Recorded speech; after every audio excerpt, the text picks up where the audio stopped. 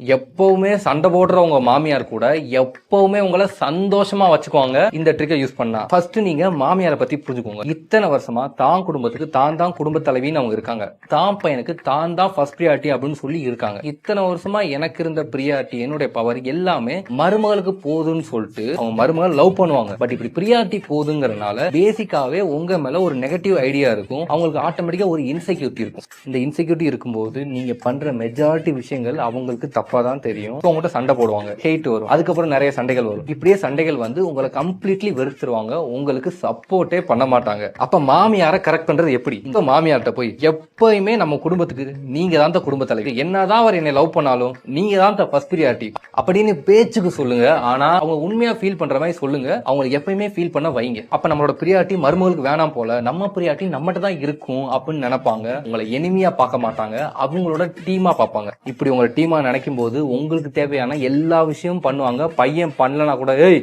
என் மருமகளுக்கு ஃபர்ஸ்ட் பண்றான்னு சொல்லி சண்டை போட்டு எல்லா சப்போர்ட்டும் பண்ணுவாங்க.